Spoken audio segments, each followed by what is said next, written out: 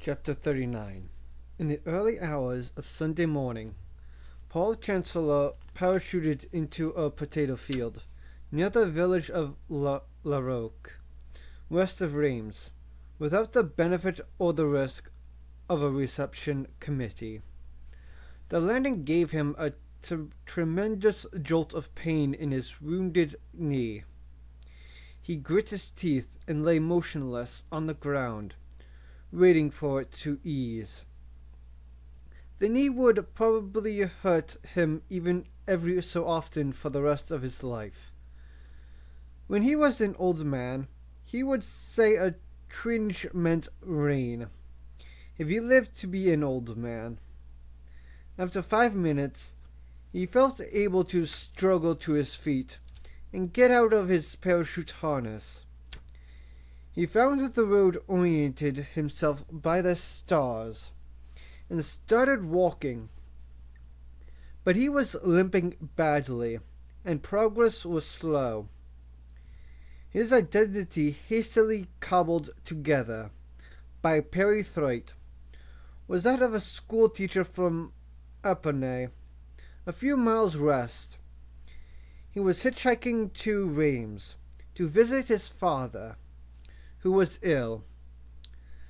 Percy had got him all the necessary papers, some of them hastily forged last night, and rushed to Chelmsford by motorcycle. The limp fitted quite well with the cover story. A wounded veteran might well be a schoolteacher, whereas an active young man should have been sent to a labor camp in Germany. Getting here was the simple part. Now he had to find Flick. His only way of contacting her would be via the Bollinger Circuit. He had to hope that part of the circuit was left intact. And Brian was the only member in Gestapo custody. Like every new agent dropping in to Reims, he would contact Mademoiselle Limes. He would just have to be especially cautious. Soon after first light, he heard a vehicle. He stepped off the road into the field alongside and concealed himself behind a row of vines. As the noise came closer, he realized the vehicle was a tractor. That was safe enough. The Gestapo never traveled by tractor. He returned to the road and thumbed a left. The tractor was driven by a boy of about 15 and was pulling a cartload of artichokes. The driver nodded at Paul's leg and said, "War wound?" "Yes," Paul said.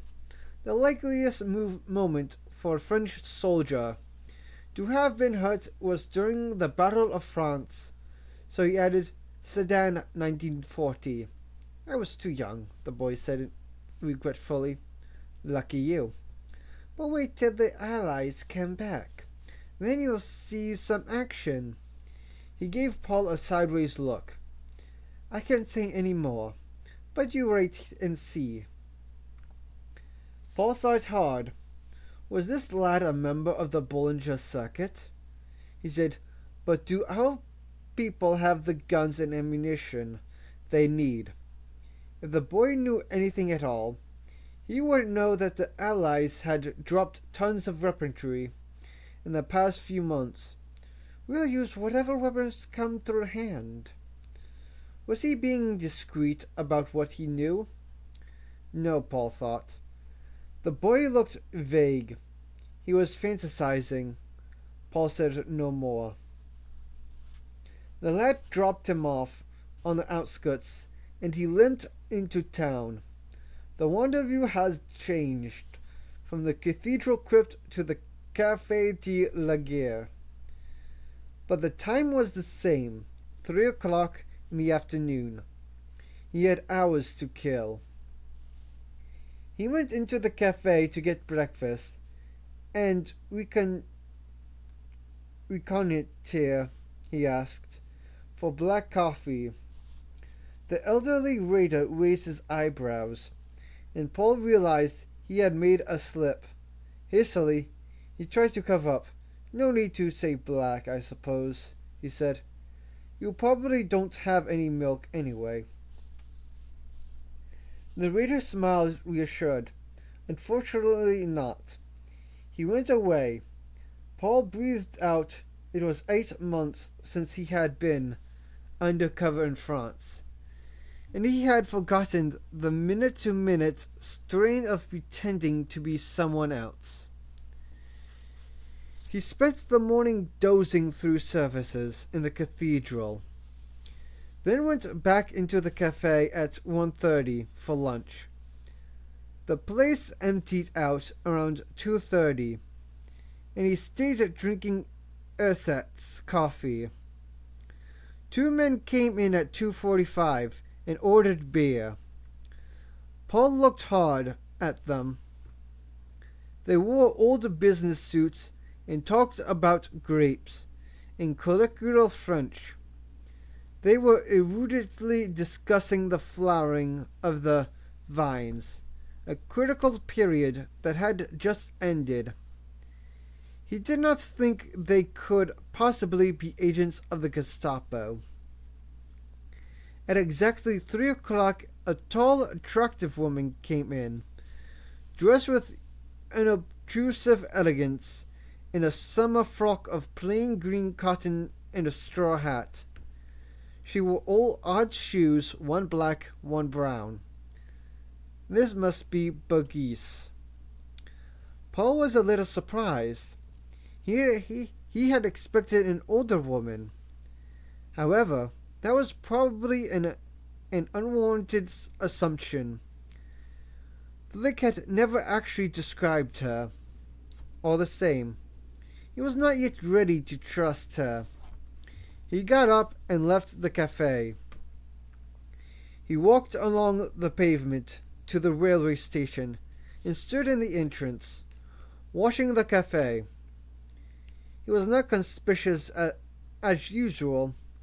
There were several people hanging around the station, waiting to meet friends. He monitored the cafe's clientele. A woman walked by with a child who was demanding pastry, and as they reached the cafe, the mother gave in and took the child inside. The 2 grape experts left. A gendarme went in and came out immediately, with a packet of cigarettes in his hand. Paul began to believe this was not a Gestapo trap. There was no one in sight who looked remotely dangerous. Changing the location of the rendezvous had shaken them off. Only one thing puzzled him. When Brian Standish had been caught at the cathedral, he had been rescued by Bergis's friend, Charenton. Where was he today? If he had been keeping an eye on her in the cathedral, why not here too? But the circumstances was not dangerous in itself, and there could be 100 simple explanations. The mother and child left the cafe. Then at 3:30, Bergis came out. She walked along the pavement away from the station. Paul followed, on the other side of the street. She went up to a small black car of Italian design, the one the French called a Simca, sink. Paul crossed the street. She got into the car and started the engine. It was time for Paul to decide. He could not be sure this was safe, but he had gone as far as he could with caution, short of not making the rendezvous at all. At some point, risk had to be taken. Otherwise, he might as well have stayed at home. He went up to the car on the passenger's side and opened the door. She looked coolly at him. "Monsieur, pray for me," he said. "I pray for peace." Paul got into the car. Giving himself a code name, he said, "I am Danton." She pulled away. "Why didn't you speak to me in the cafe?" she said. "I saw you as soon as I walked in. You made me wait there half an hour. It's dangerous." "I wanted to be sure this wasn't a trap." She glanced over at him. "You heard what happened to Helicopter?" "Yes. Where's your friend who rescued him, Sherrington?" She headed south, driving fast. "He's working today." "On Sunday? What does he do?" "Fireman. He's on duty." That explains that. Paul moved quickly to the real purpose of his visit. "Where's Helicopter?" She shook her head. "No idea. My house is a cutout. I meet people. I pass them on to Monette. I'm not supposed to know anything." "Is Monette all right?"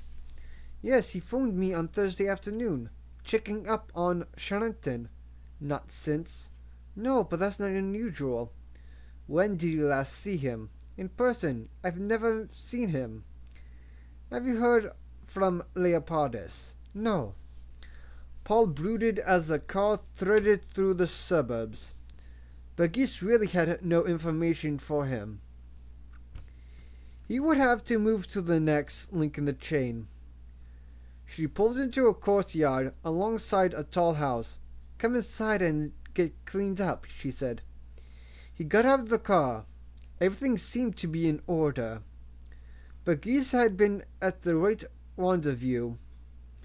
It had given all the correct signals, and there had been no one following her. On the other hand, she had given him no useful information, and he still had no notion how deeply the Bollinger Circuit had been penetrated, nor how much danger Flick was in.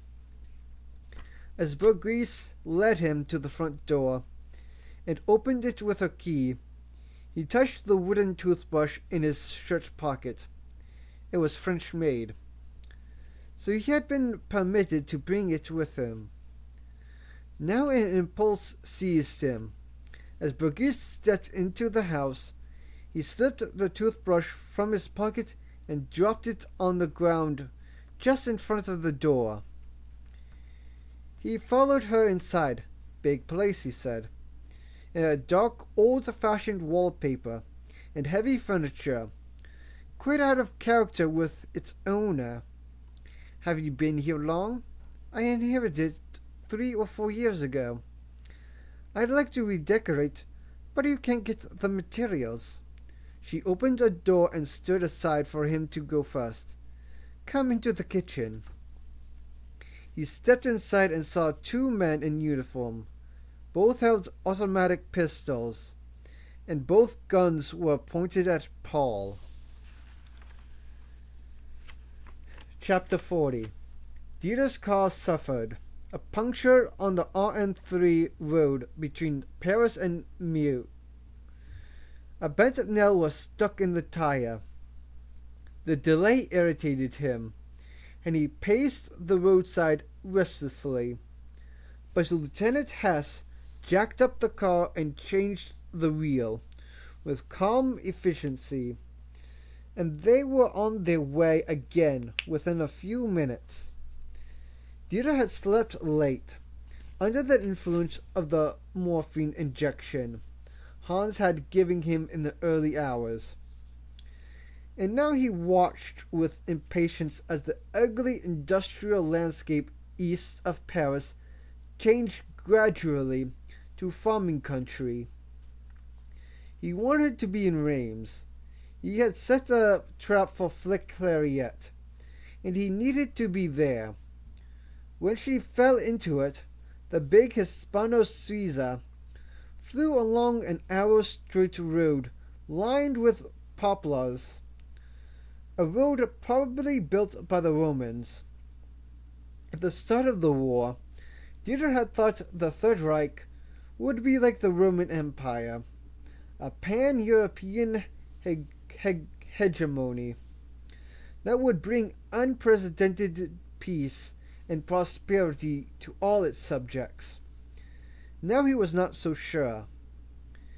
He worried about his mistress. Stephanie was in danger, and he was responsible. Everyone's life was at risk now, he told himself. Modern warfare put the entire population on the front line. The best way to protect Stephanie and himself and his family in Germany was to defeat the invasion. But there were moments when he cursed himself for involving his lover so closely in his mission. He was playing a risky game and using her in an exposed position. Resistance fighters did not take prisoners. Being in constant peril themselves, they had no scruples about killing French people who collaborated with the enemy. The thought that Stephanie might be killed made his chest tighten, and his breathing difficult. He could hardly contemplate life without her. The prospect seemed dismal, and he realized he must be in love with her. He had always told himself that she was just a beautiful courtesan, and he was using her the way men always use such women. Now he saw that he had been fooling himself, and he wished all the more that he was already in Reims at her side. It was Sunday afternoon, so there was little traffic on the road, and they made good progress. The second puncture occurred when they were less than an hour from Reims. Dieter wanted to scream with frustration. It was another bent nail. Were wartime tires poor quality, he wondered.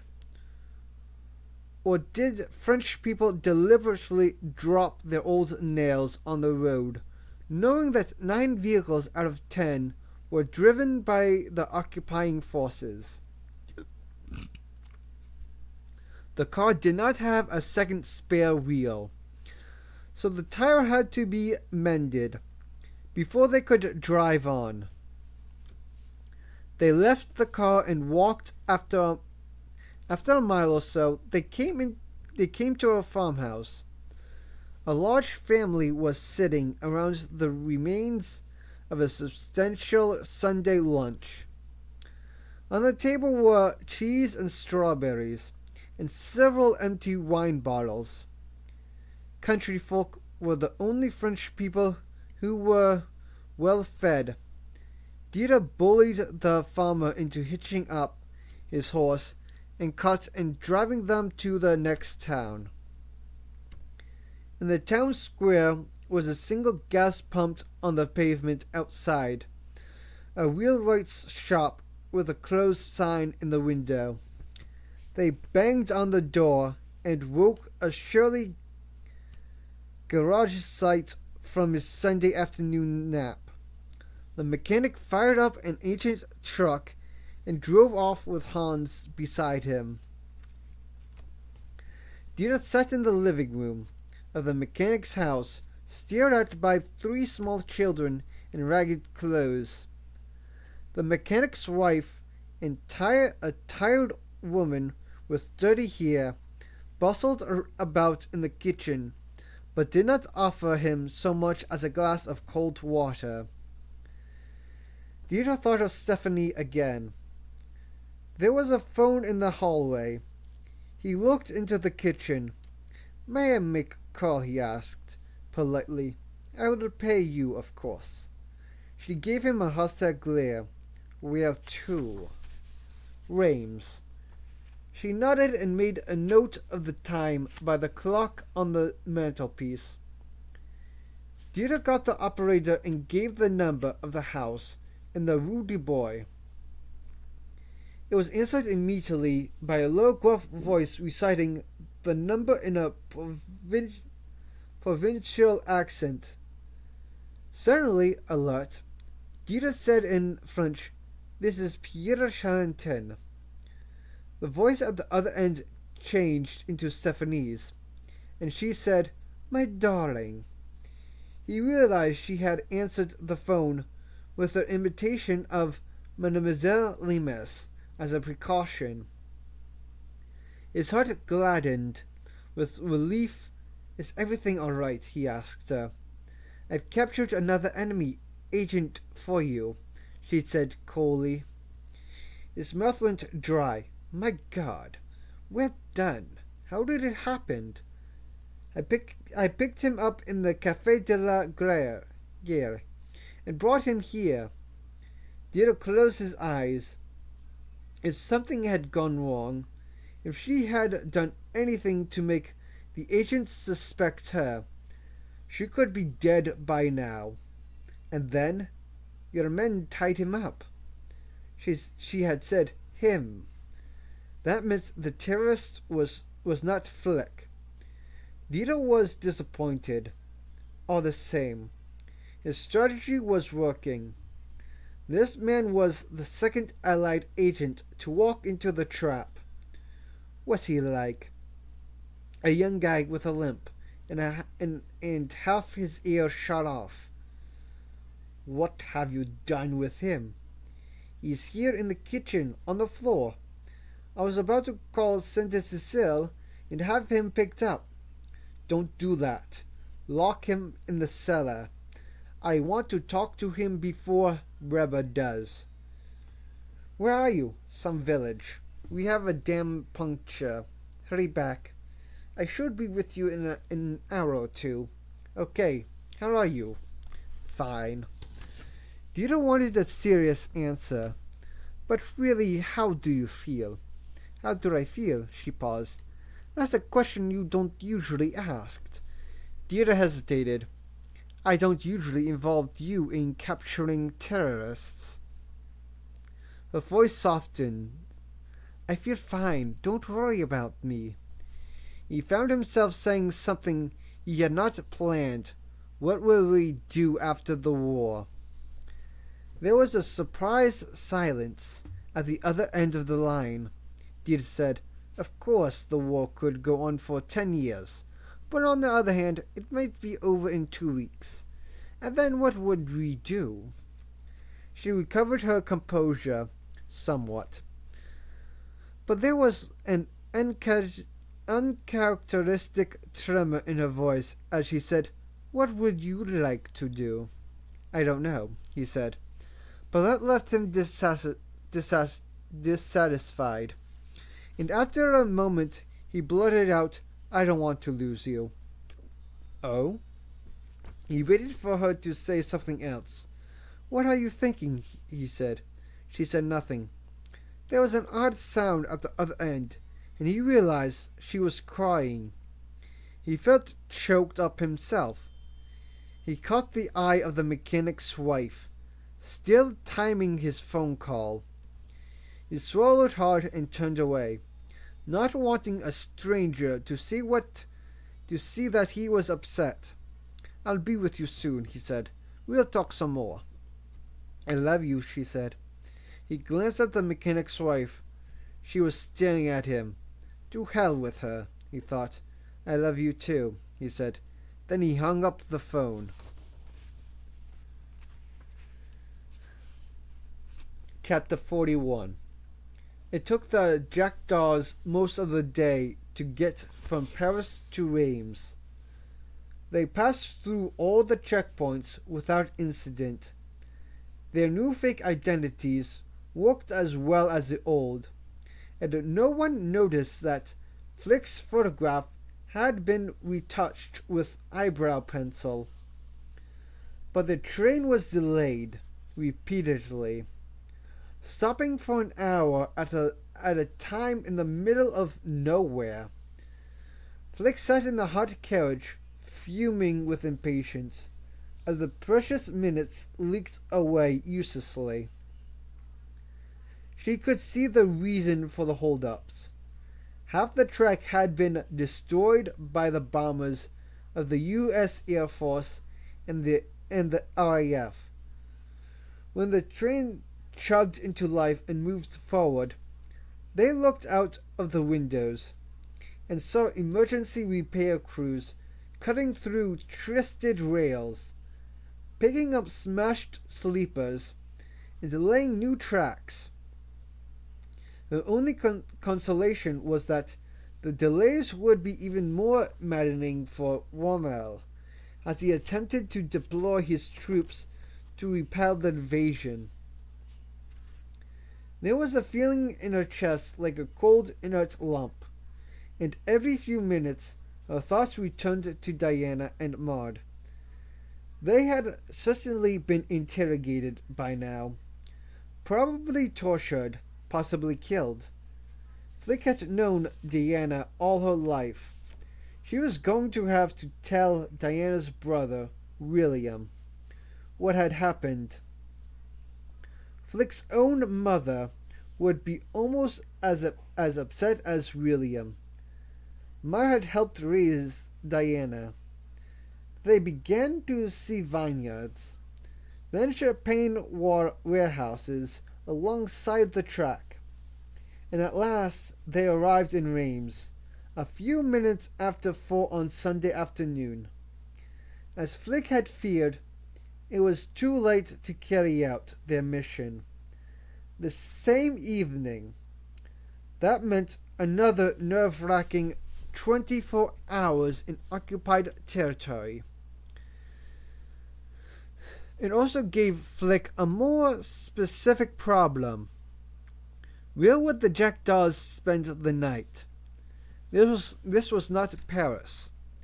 There was no red light district with disreputable flophouses whose proprietors asked few questions, and Flick did not know of a convent where the nuns would hide anyone who begged for sanctuary.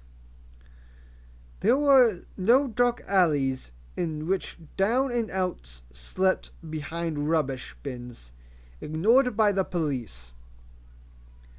Flick knew of 3 possible hideouts: Michael's townhouse, Gilbert's apartments, and Mademoiselle Nemes's house in the Rue du Bois. Unfortunately, any of them might be under surveillance, depending on how deeply the Gestapo had penetrated the Bollinger Circuit. If Dita Frank was in charge of the investigation, she had to fear the worst. There was nothing to do but go and look. We must split up into pairs again, she told the others. 4 women together is too conspicuous. Ruby and I will go first. Greta and Jelly follow 100 meters behind us. They walked to Michael's place, not far from the station. It was Flick's marital home, but she always thought of it as his house. There was plenty of room for 4 women, but the Gestapo almost certainly knew of the place. It would be astonishing if none of the men taken captive last Sunday had revealed the address under torture. The house was in a busy street with several shops. Walking along the pavement, Flick surreptitiously looked into each parked car while Ruby checked the houses and shops. Michael's property was a high, narrow building in an elegant 18th century row. It had a small front yard with a magnolia tree. The place was still and quiet, with no movement at the windows. The doorstep was dusty. On their first pass along the street, they saw nothing suspicious. No workmen digging up the road. No watchful loiterers at the pavement tables outside the bar. Rodriguez, no one leaning on a telegraph pole reading a newspaper. They returned on the opposite side. Outside the baker's shop was a black Citroën traction Avant with two men in suits sitting in the front smoking cigarettes and looking bored. Flick tensed. She was wearing her dark wig, so she felt sure they would not recognize her as the girl on the wanted poster. But all the same, her pulse beat faster, and she hurried past them. All along the pavement, she listened for a shout behind her, but it did not come. And at last she turned the corner and breathed easier. She slowed her pace. Her fears had been justified. Mikhail's house was no use to her. It did not have a rear entrance, being part of a row with no back alley. The Jackdaws could not enter without being seen by the Gestapo. She considered the other two possibilities. Michael was presumably still living at Gilbert's apartment, unless he had been captured. The building had a useful back entrance, but it was a tiny place, and 4 overnight guests at a one-room apartment would not only be uncomfortable, but also might be noticed by other people in the building. The obvious place for them to spend the night was the house in the Rue du Bois. Flick had been there twice. It was a big house, with lots of bedrooms. Mademoiselle Lemus was completely trustworthy, and was more than willing to feed unexpected guests. She had been sheltering British agents, downed airmen, and escaping prisoners of war for years, and she might know what had happened to Brian Standish. It was a mile or two from the center of town. The 4 women set out to walk there, still in pairs, 100 meters apart. They arrived half an hour later.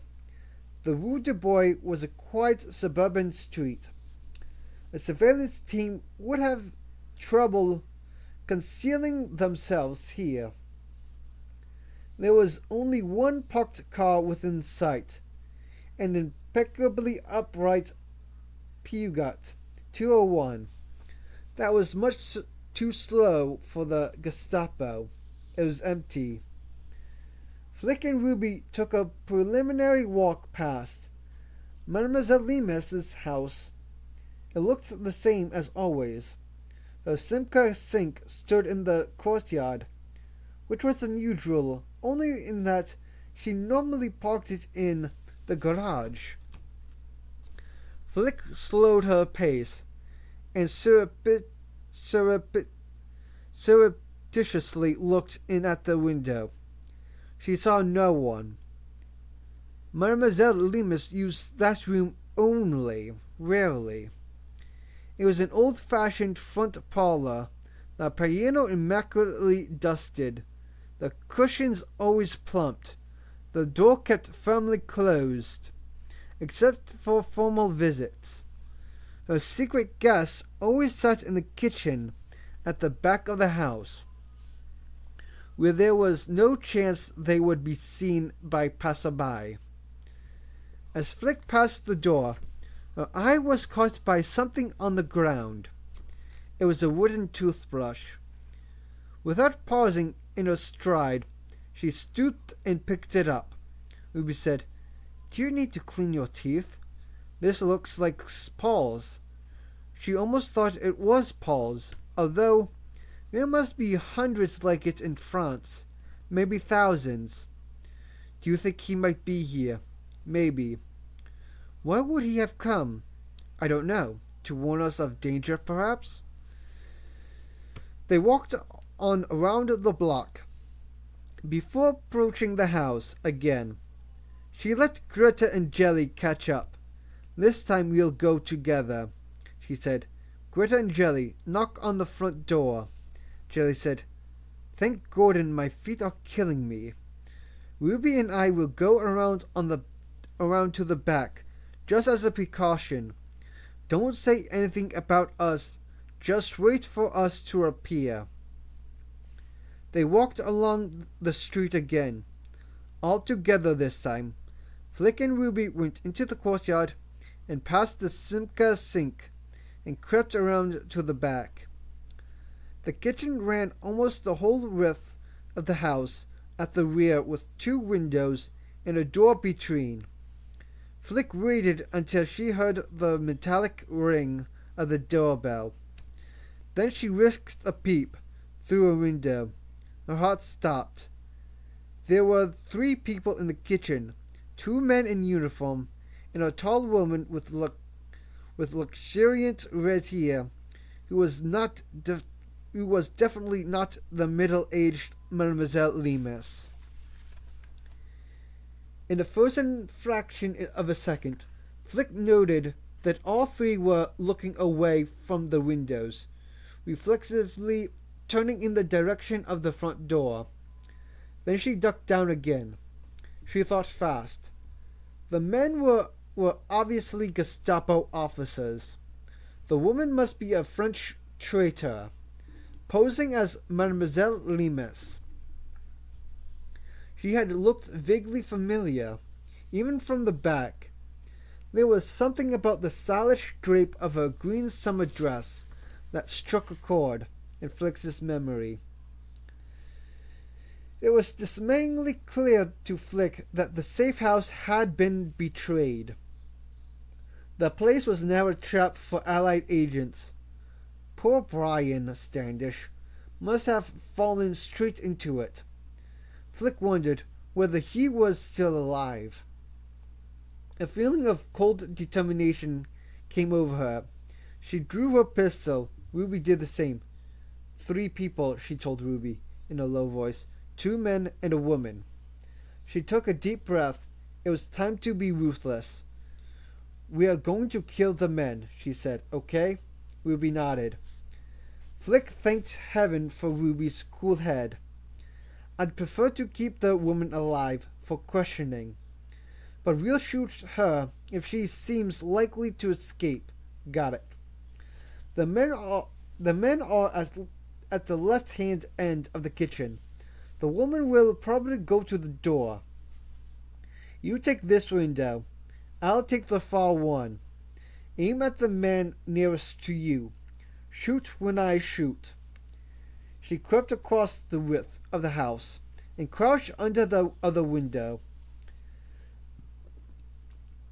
Her breath was coming fast, and her heart was beating like a steam hammer. But she was thinking as clearly as if she were playing chess. She had no experience of firing through glass.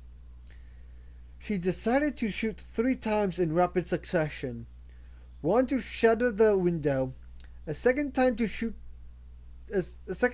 kill her man, and a 3rd time to be sure of him.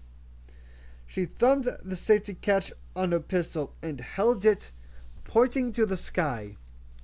Then she straightened up and looked in through the window. The 2 men were standing facing the door to the hall. Both had pistols drawn. Flick leveled her gun at the one nearest her.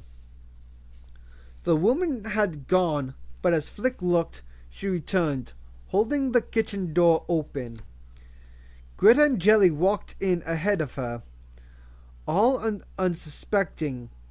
Then they saw the Gestapo men. Greta gave a small scream of fear. Something was said. Flick could not hear what. Then Greta and Jelly raised their hands in the air. The fake Mademoiselle Lemus walked into the kitchen behind them. Seeing her full face, Flick felt a shock of recognition. She had seen her before. An instant later, she remembered where. The woman had been in the square at Saint-Cecile last Sunday with Theodore Frank. Flick had thought she was the officer's mistress. Obviously, she was something more than that. A moment later, the woman saw Flick's face at the window. Her mouth dropped open, her eyes widened, and she lifted her hand to point at what she had seen. The two men began to turn. Flick pulled the trigger. The bang of the gun seemed simultaneously with the crash of breaking glass. Holding the gun level and steady, she fired twice more. A second later, Ruby fired. Both men fell to the ground. Flick threw open the back door and stepped inside. The young woman had already turned away. She was making a dash for the front door. Flick raised her gun, but too late. In a split second, the woman was in the hall and out of Flick's lines of sight. Then Jelly, moving surprisingly fast, threw herself through the door. There was a crash of falling bodies and breaking furniture. Flick crossed the kitchen and looked. Jelly had brought the woman down on the tiled floor of the hall. She had also broken the delicate curved legs of a kidney-shaped table, smashed a Chinese vase that had stood on the table, and scattered a spray of dried grasses that had been in the vase. The French woman struggled to get up. Flick aimed her pistol, but did not fire. Jelly, showing remarkably quick reactions, grabbed the woman by the hair and banged her head on the tiles until she stopped wriggling. The woman was wearing odd shoes, one black and one brown. Flick turned back and looked at the two Gestapo men on the kitchen floor. Both lay still. She picked up their guns and pocketed them. Loose firearms left lying around might be used by the enemy. For the moment, the 4 Jackdaws were safe. Flick was operating on adrenaline. The time would come, she knew, when she would think about the man she had killed. The end of her life was a dreadful moment. Its solemnity might be postponed, but would return. Hours or days from now, Flick would wonder if the young man in uniform had left behind a wife who was now alone, and children fatherless. But for the present, she was able to put that aside and think only of her mission. She said, Jelly, keep the woman covered. Greta, find some string and tie her to a chair. Ruby, go upstairs and make sure there's no one else in the house. I'll check the basement. She went down the stairs to the cellar. There on the dirt floor, she saw the figure of a man, tied up and gagged. The gag covered much of his face, but she could see that half his ear had been shot off. She pulled the gag from his mouth, bent down and gave him a long, passionate kiss. Welcome to France. He grinned. Best welcome I ever had. I've got your toothbrush. It was a last-second thing, because I wasn't perfectly sure of the redhead.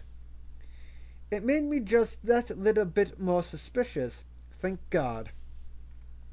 She took the sharp little knife from its sheath under her lapel and began to cut the cords that bound him. How did you get here? Parachuted in last night. What the hell for? Brian's radio is definitely being operated by the Gestapo. I wanted to warn you. She threw her arms around him in a burst of affection I'm so glad you're here." He hugged and kissed her. "In that case, I'm glad I came." They went upstairs. "Look who I found in the cellar," Flick said. They were all waiting for instructions. She thought for a moment. 5 minutes had passed since the shooting. The neighbors must have heard gunfire. But few French citizens were quick to call the police nowadays. They were afraid they would end up answering questions at the Gestapo office. However, she would not take needless risks. They had to be out of here as soon as possible. She turned her attention to the fake Mademoiselle Lemus, now tied to a kitchen chair. She knew what had to be done, and her heart sank at the prospect. "What is your name?" she asked her. "Stephanie Vincent. You're the mistress of Dear Franck." She was as pale as a sheet, but looked defiant, and Flick thought how beautiful she was. "He saved my life." So that was how Frank had won her loyalty. Flick thought. It made no difference. A traitor was a traitor, whatever the motive. "You brought helicopter to this house to be captured?" She said nothing. Is helicopter alive or dead?" "I don't know." Flick pointed to Paul. "You brought him here too. You would have helped the Gestapo capture us all." The anger sounded in her voice as she thought of the danger to Paul. Stephanie lowered her gaze. Flick walked behind the chair and drew her gun. "You're French, yet you collaborated with the Gestapo. You might have killed us all." The others, seeing what was coming, stood aside out of the line of fire. Stephanie could not see the gun, but she sensed what was happening. She whispered, "What are you going to do with me?" Flick said, "If we leave you here now, you will tell Dear Franck how many we are, and ascribe us to him, and help him to capture us so that we can be tortured and killed, won't you?" She did not answer. Flick pointed the gun at the back of Stephanie's head. "Do you have any excuse for helping the enemy? I did what I had to. Doesn't everyone?" "Exactly," Flick said, and she pulled the trigger twice. The gun boomed in the confined space. Blood and something else spurted from the woman's face and splashed on the skirt of her elegant green dress, and she slumped forward soundlessly. Jelly flinched, and Greta turned away. Even Paul went white. Only Ruby remained expressionless. They were all silent for a moment. Then Flick said, "Let's get out of here." Chapter 42. It was 6 o'clock in the evening when Dieter parked outside the house in the Rue du Bois. His sky blue car was covered with dust and dead insects.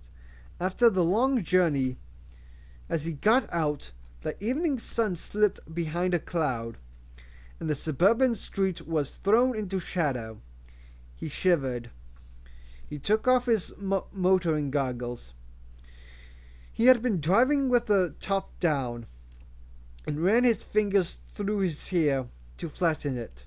"Wait for me here, please, Hans," he said. He wanted to be alone with Stephanie. Opening the gate and entering the front garden, he noticed that Mademoiselle Lemus' Simca sink was gone. The garage door was open, and the garage was empty. Was Stephanie using the car? But where would she have gone? She should be waiting here for him, guarded by 2 Gestapo men. He strode up the garden path and pulled the bell rope. The ring of the bell died away. leaving the house strangely silent. He looked through the window into the front parlor, but that room was always empty. He rang again. There was no response. He bent down to look through the letterbox, but he could not see much. Part of the staircase, a painting of a Swiss mountain scene, and the door to the kitchen, half open. There was no movement.